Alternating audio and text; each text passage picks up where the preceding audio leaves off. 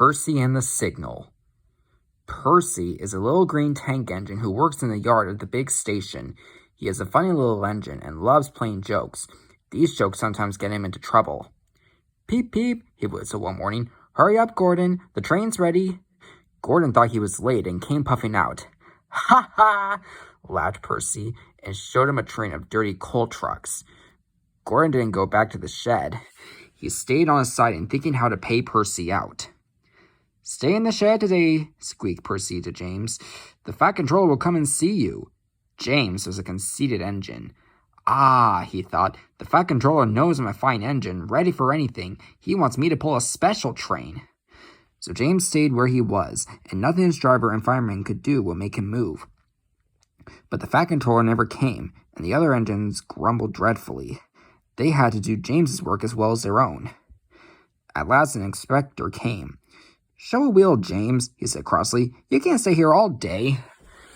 "The Fat Controller told me to stay here," answered James sulkily. "He sent a message this morning." "He did not," retorted the inspector. "How could he? He's away for a week."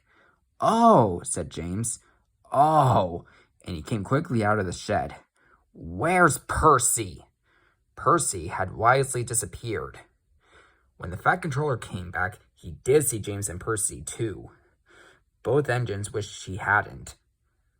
James and Gordon wanted to pay Percy out, but Percy kept out of their way. One morning, however, he was so excited that he forgot to be careful. "I say, you engines," he bubbled. "I'm to take some trucks to Thomas's Junction. The Fat Controller chose me especially. He must know I'm a really useful engine." "More likely he wants you out of the way," grunted James. But Gordon gave James a wink, like this. "Ah, yes," said James. "Just so, you were saying, Gordon?" "James and I were just speaking about signals at the junction. We can't be too careful about signals, but I needn't say that to a real useful engine like you, Percy." Percy felt flattered. "Of course not," he said. "We had spoken of backing signals," put in James. "They need extra special care, you know. Would you like me to explain?" "No, thank you, James," said Percy airily. "I know all about signals," and he bustled off importantly. James and Gordon solemnly exchanged winks. Percy was a little worried as he set out. "I wonder what backing signals are," he thought. "Never mind, I'll manage. I know all about signals." He puffed crossly to his trucks and felt better. He saw a signal just outside the station. "Bother," he said. "It's at danger." "Oh, oh, oh," screamed the trucks as they bumped into each other. Presently, the signal moved to show line clear. Its arm moved up instead of down. Percy had never seen this sort of signal before. He was surprised. Down means go, he thought, and up means stop. So up or still must mean go back. "I know. It's one of those backing signals. How clever of me to find that out." "Come on, Percy," said his driver. "Off we go." But Percy wouldn't go forward, and his driver had to let him back in order to start at all.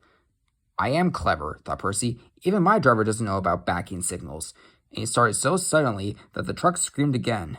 "Whoa, Percy," called his driver. "Stop! You're going the wrong way." "But it's a backing signal," Percy protested and told him about Gordon and James. The driver laughed and explained about signals that point up. "Oh dear," said Percy. "Let's start quickly before they come and see us." But he was too late. Gordon swept by with the express and saw everything. The big engines talked about signals that night. They thought the subject was funny. They laughed a lot. Percy thought they were being very silly.